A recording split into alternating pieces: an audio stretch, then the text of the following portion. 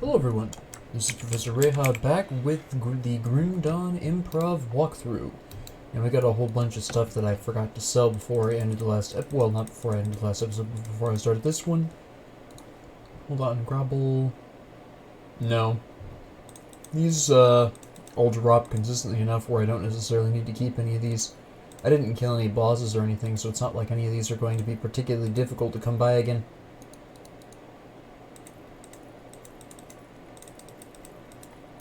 We'll want to store these. I didn't even know why I bothered moving them out of there. That was kind of silly, but okay. And we'll just transfer these. Oops. Can we reorganize? We can. Oh, that's not quite what I wanted. There we go. And we'll put this here. Store this stuff. You can sell those, but you can fix that in a second. Now, the next part here is going to be a little involved if memory serves, because we are going to be doing the... I believe it's the Brothers side quest, if I'm remembering correctly. No, we're not quite there yet, I don't think. We're working our way through the city. But there are going to be a number of dungeons, like earlier. Like I said last episode, there are a large number of little side dungeons in the Forgotten Gods content that you wind up doing. And it can get quite messy. There is quite the potentially very powerful legendary item you can get your hands on as well, though. Okay, I just can't see them from here, that's fine. There we go. Freeze you guys. There we go. Thank you. And let me see. No, we don't want to go this way yet. We want to go to the right. In an unusual twist, going to the left is the correct direction. So we don't quite want to go there yet. This is as bad as the vultures back in the Broken Hills. Way too late to be coming out of the ground here. My goodness. There we go. Just wipe out a whole bunch of these dudes. It's fine. Focus on the shamans because they heal. Now you'll notice I'm really blasting my way through a lot of these guys. That's actually a fairly interesting little sort. This is primarily because I'm normally high level. This is interesting. This is quite powerful, actually.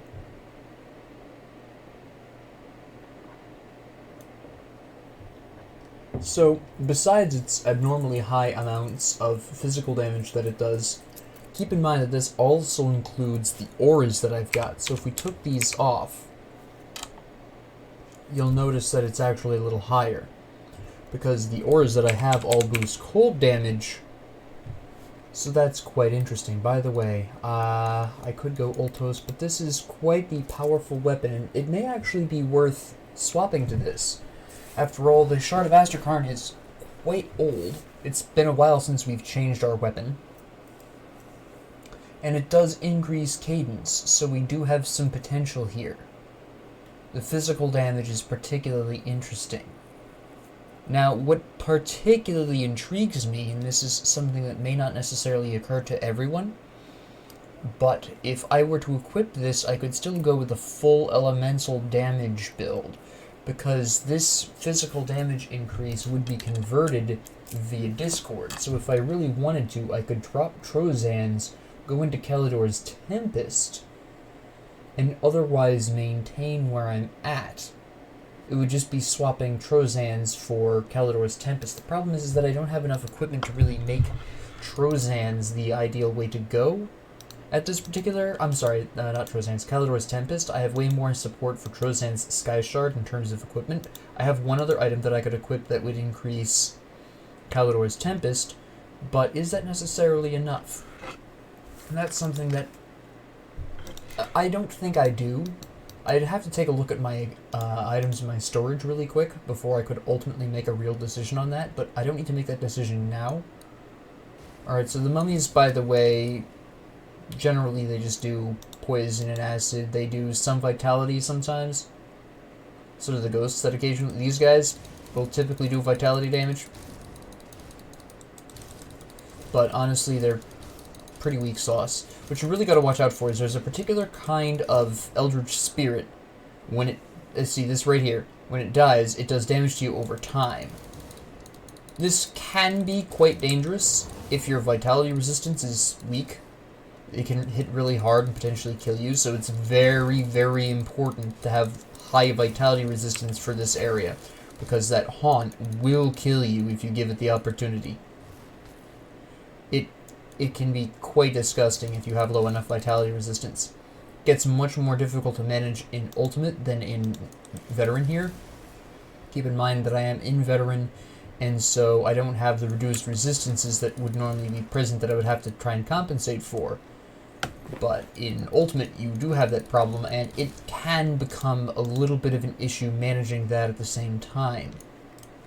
So, just because you don't really see it as much of a problem now, doesn't mean it won't become a problem later on. It very well will become a problem in later difficulties. Not in Elite, because you don't take any hit to your vitality resistance in Elite. Only in Ultimate does this become something of a serious issue. It's not that much of a hit to your vitality resistance, it's only 25%, but if you're not properly equipped, then that 25% can really make a difference. So you do have to make sure you're on top of your vitality resistance here, more than any other resistance type through the Forgotten Gods campaign, because those spirits are in a large quantity of the area from here on out. There is a lot of the Forgotten Gods content that those spirits will spawn in. Only towards the very... From this point forward until the very end, you're going to see them pretty consistently. It's the haunts, specifically, you may notice. And they're very common. Now, if you have a consistent form of healing, you don't need to worry quite as much. I have Menhir's Will, it's not really that big of a deal, but it does pose the potential threat of maybe pushing me over that level where Menhir's Will activates when I don't want it to, and then removing that for when I actually really need it. So there, even with my healing, even with my good vitality resistance, I should still be paying at least some attention to being haunted. So just keep that in mind, that can really make a difference. It's surprisingly potent for characters that aren't massively defensive. Alright.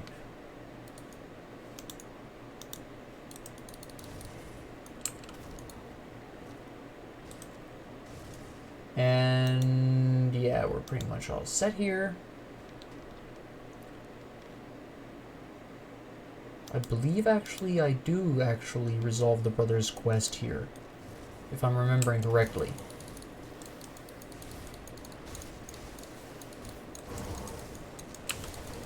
There we go. Okay, interesting. And offhand, so we don't care.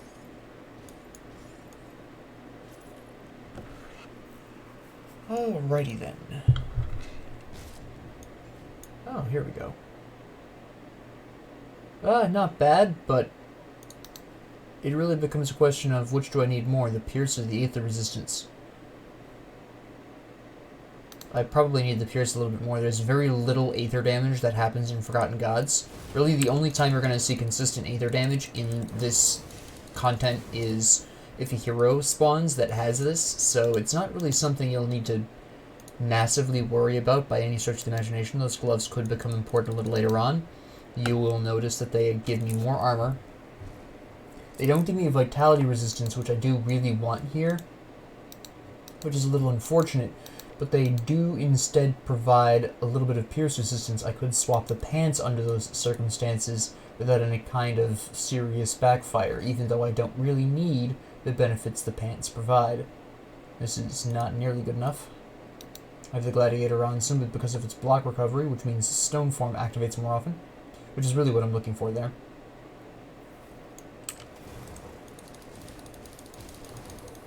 Slap these guys. Boom. Here we go. Freeze everyone again. Blast you. That'll take care of you. Please quit spawning maggots. Thank you. Boy, alright.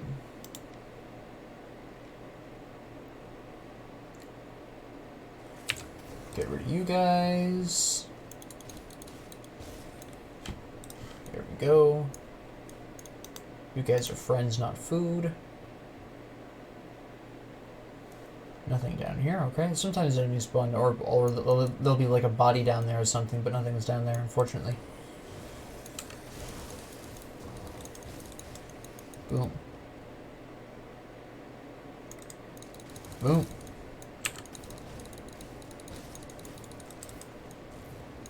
Alright. There's the next rift, but we don't quite want to go... I'm not going to end the episode quite now, it's only been 10 minutes. There are a couple of things that I want to accomplish first. Namely, going down, here, which I believe this is where the brothers are, if I'm remembering correctly, but I could be wrong. There's only one way to find out. Pretty sure this is the temple that they're in, though.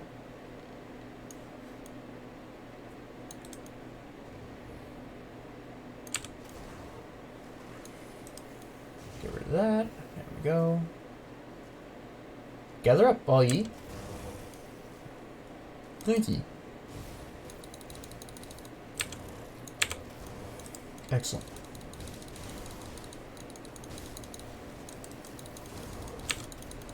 I'd be having a much harder time if I were an occultist here. A lot of these enemies are very resistant to vitality, poison, and acid damage. I just don't happen to do any of those damage types, so I'm in a pretty good spot in terms of damage output here.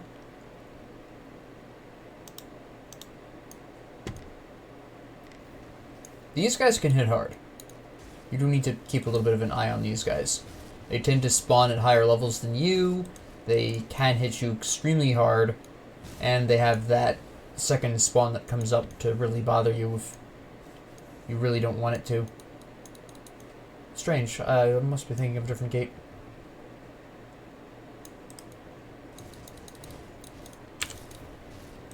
They don't freeze. Okay, it's been a while since I've tried freezing one of these guys, I wasn't sure. There we go.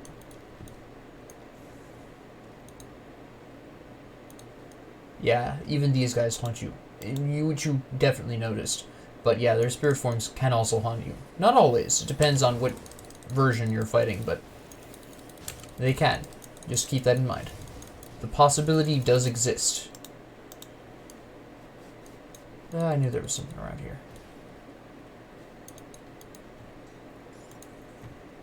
I was hoping for something a bit more exciting. Gads. That's potentially interesting. If I did decide to switch over to an elemental type build going into Kalidor's Tempest, that would be really nice. Again, it drops my vitality though. But we have a couple of ways around that. Blast you guys. Apparently I have activated Horde mode, which is fine. I've not yet been in any particular danger here so far. Honestly, a lot of these enemies are not really designed for someone quite this high in level. I definitely am over-leveled here.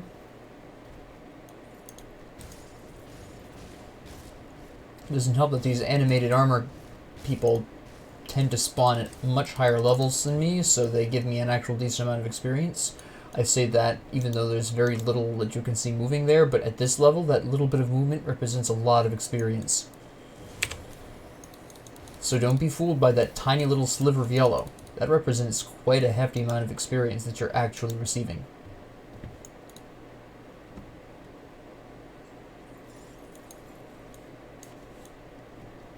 Thought there would be like more pots in there or something. Nope. Just a lonely little sarcophagus. I like how my cold aura is damaging them as they're reconstructing themselves. Boom. You don't even stand a chance, honestly. Come on.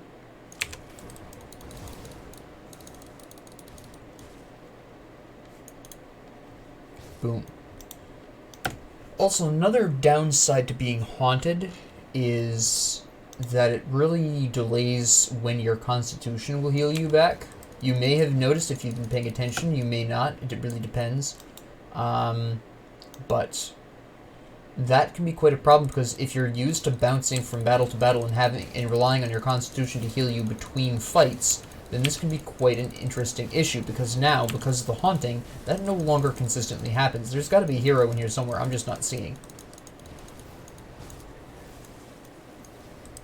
Yeah, there he is.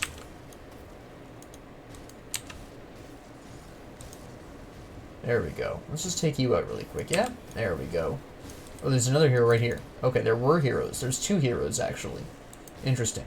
I was like, there's a whole lot going on here. There's chaos damage that I don't recognize going on here. We figured it out. What did I just pick up? That's useless to me. A lot of very useless things to me.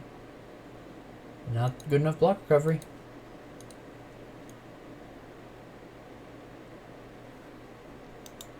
Oh, this is that temple. Okay. I have a hard time telling the difference between these temples. They all look the same to me. Okay, that's the next area. I'm going to go over here, see if I can find more Blood of the Watchers. But yeah, I'll definitely be hitting level 70 by the end of the Forgotten Gods content. As you can clearly tell, I'm almost level 69, and I'm just at the early stages of this content. So yeah, I'm going to definitely hit level 70, which is going to cause me some problems in Elite.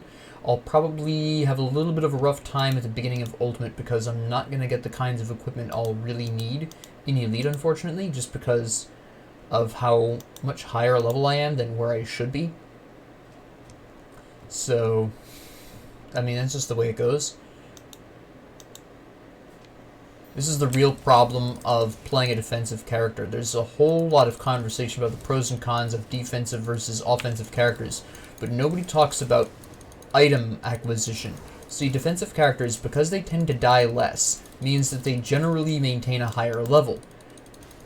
Now, normally, in most games, this would be a great thing. However, Grim Dawn does a really nice job of balancing this, where the better your level, the worse the stuff you get. So, while yes, you are stronger in the idea of statistics and in abilities, your actual equipment is inferior to someone of a lower level going through the same point, because that person is going to have a greater level difference between them and the enemies, and that means better loot, or better loot drops. Now, if both are still within the ideal range of levels for an area, there is no difference, but the higher person will more rapidly come to the point where they no longer are getting any kind of good items. Whereas an offensive character will die a bit more and actually maintain a pretty consistent rate of more effective items. So it really depends on how you want to play. It's not that important in the early game. Items, as you saw earlier in this walkthrough, items just are swapped out so rapidly in the beginning that at the start of the game does not make any difference at all. It's towards the later you get in the game, the more equipment matters. You're probably thinking, well, there's also the fact that you're only getting 2 skill points per level up once you get past 50. And yeah, that's quite a problem for those who rely heavily on their skills and have been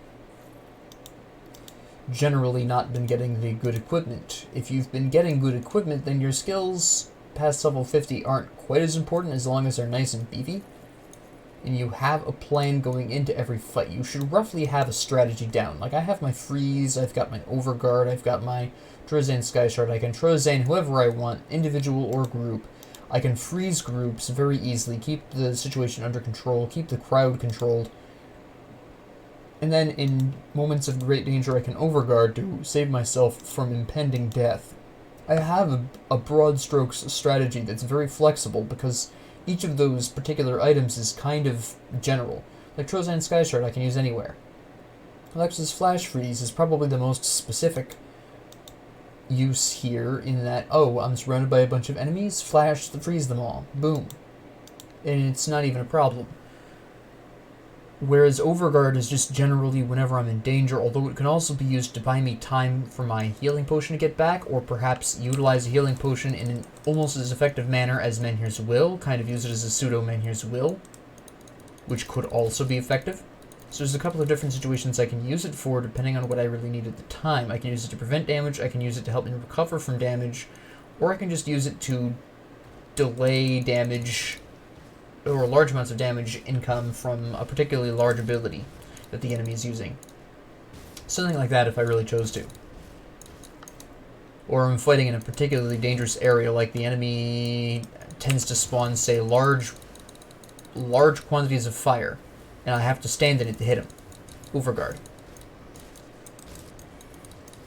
It's the tasty solution that's fun to eat.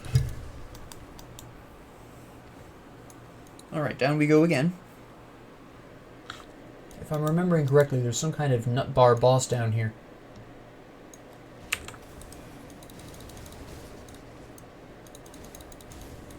Yeah, I'm gonna get a lot of these offhands that I really don't need.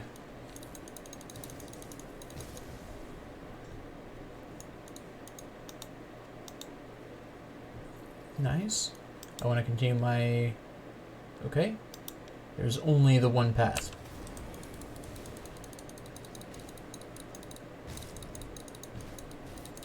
That makes life a lot simpler.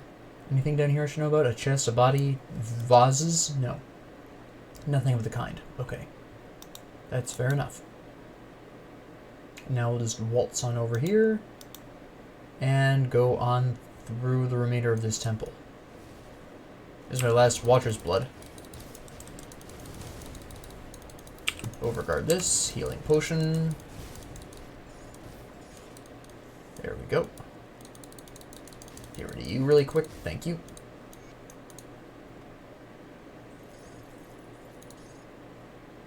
Gonna go back and deliver that blood. Oops, wrong button. Give me that Mark of the Traveler. There we go.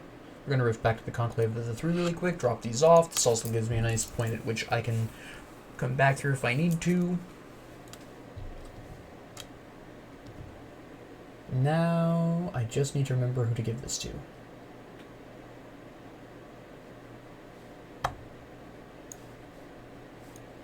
Who asked for the blood again? It wasn't you. You were looking for your brothers.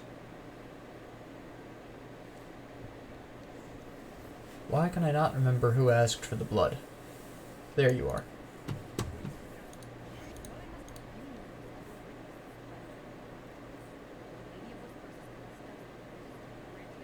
Oh, I know where that is. Oh, no, you're just gonna... Okay. I guess we'll just do this now then. We'll be visiting this area again in the future, so don't worry about it too much.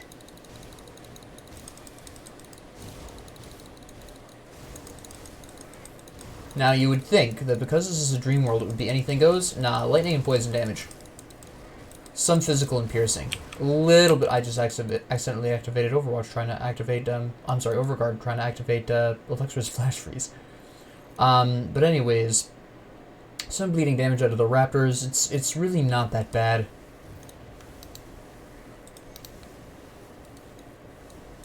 Lightning damage, as you can see. Some fire, but not really enough to write home about. Navigating this is an absolute nightmare. First, it's dark as all get out. Second, navigating these routes is just a pain in the neck. And completely unnecessary, may I add. I mean, you're going to kill yourself on my retail damage. I don't even need to attack you. But I might as well just for efficiency's sake. After all, I don't have any constitution, and him constantly chewing on my ankles is not going to be particularly good for me. I need to be refreshed and restored for every battle. Not really against these guys, but you know the difference.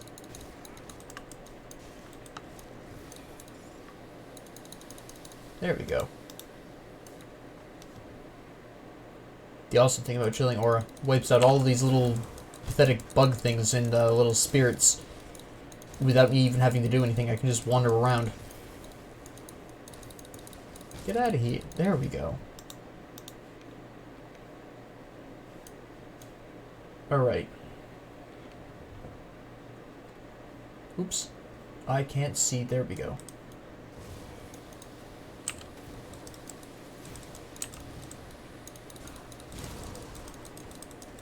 Take care of you. You'll notice that this area is pretty linear, which is true of most of the side quests in Forgotten Gods. They're very short, they're very linear little items.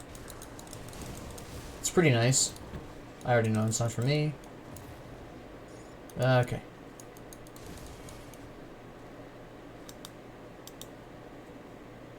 Yeah.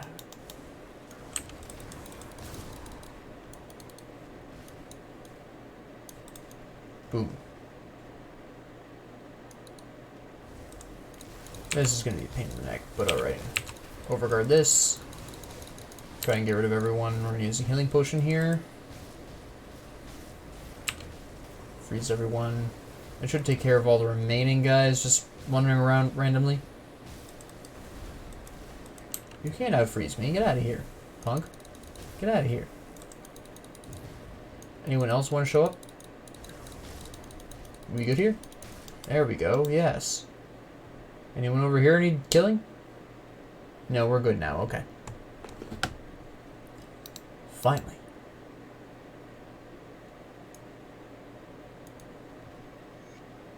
Yeah, that's for good old Shaman Necromancer combination. Interesting shoulders, but I don't do chaos, I don't do chaos. My goodness. Nice.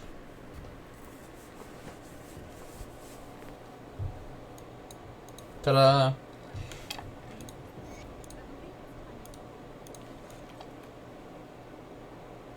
Yep. Now we need to... we can't do any more quests for there until we progress, which is fine. That's a whole different thing. Don't even worry about it. Now we're going to come back up here so I can rift back to my rift.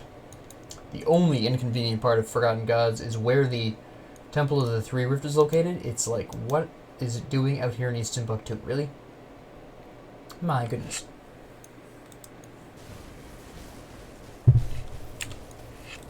And we'll just take care of this little issue here.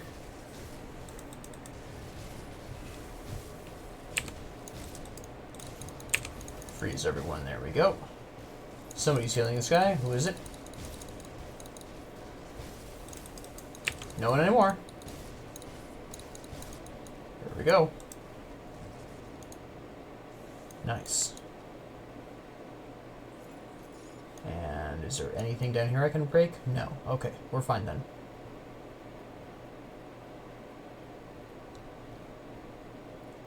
We'll just pop down here. Nothing doing. Okay. We'll go with this way, actually. First. Just so we can come over here, whack these guys. Hey, hero! Worth. This is reputation bonus that I desperately need. Because unfortunately, the only way you can really increase your reputation with the Conclave of the Three is in the Forgotten Gods DLC. Mostly. Interesting boots. Chaos resistance is nice. Increased all damage.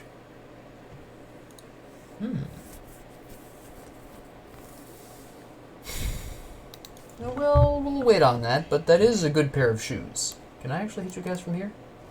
Yeah, I can. Alright. You want to have an ice competition with me, guy? Is that what you really want? Are you sure about that? You didn't want to rethink this particular bad choice in your life, did you? Come one, come all. To an icy cold death. I'm gonna go for you guys that can't be frozen first. Because I'm bold like that. Boom. And here's Will activated. Okay, sure. Not gonna help them any, obviously.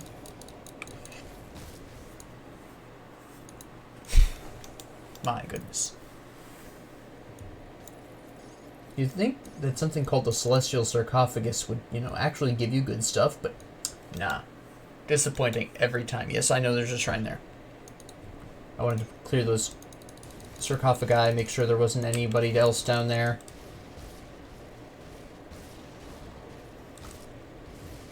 Oh, I can absolutely blast these guys without any kind of interruption. Boom. Boom. Just a weak sauce regular guy. And then the hero, of course, but there we go. Okay. Just regular lightning. That's just a whole lot of nonsense. That's also nonsense. The Empowered Maleficus. That's my second one, I think. Mantle of the Patron. Yeah. That reminds me. I did not spend my point. Alright, so currently I'm just going to go for Ultos just primarily for the kicks at this particular juncture. I now need the green. So we'll do this so we can get up to the Quill and the Scholar's Light. I could go Alejandra's Phoenix, though, if I could. Yeah, so we'll have to see what we get. We'll have to see how that goes. But for now, that works. Nice. Been a very long time since I've gotten level up. Let me see. Yep, alright. Do that. Almost get Overwatch where we need it, or maxed, at least. And now we'll just clean up the last of this temple here. Oh, that's right. You're the hero that tried to ice me from a distance. You can't out-ice me. Even your goons can't save you.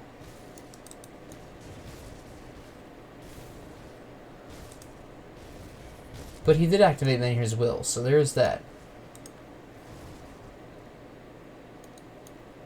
There we go. Oop. What are you guys spawning so late for?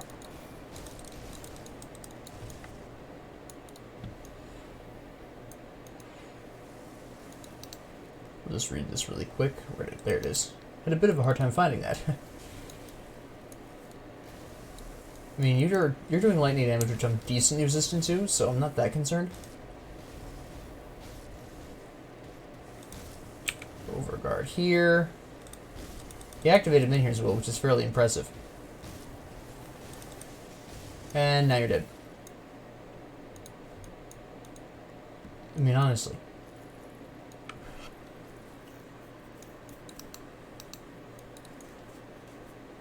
Egads.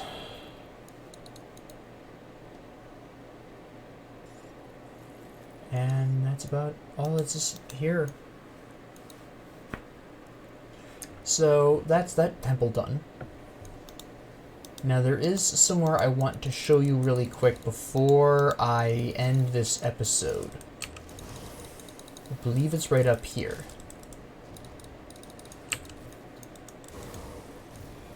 There we go.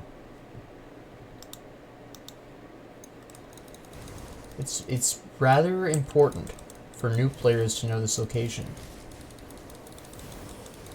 I am going to clear these guys out though, just to get the experience, see if they drop anything useful. Considering my current level and their comparative level, both are unlikely. But whatever. Never say die. Alright. Here we go. Boom.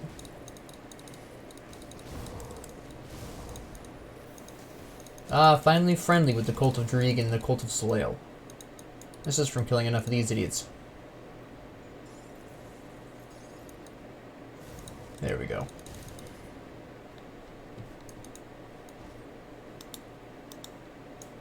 It could go this way, but... Well, I gotta kill these guys now, but... There we go. There we go. You're just gonna die anyways. There we go.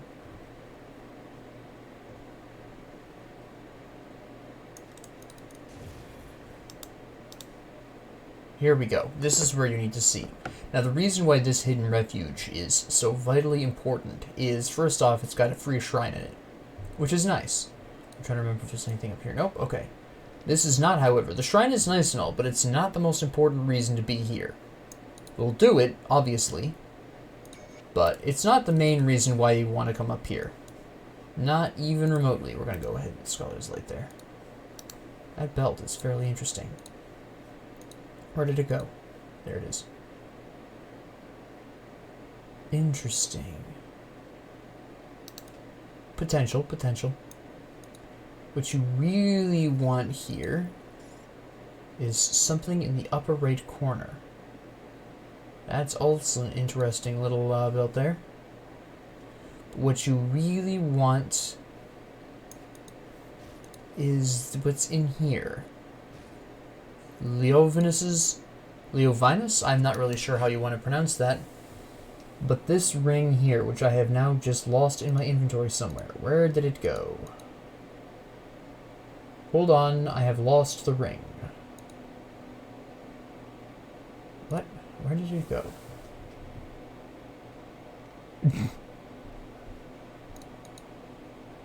Oh, here it is.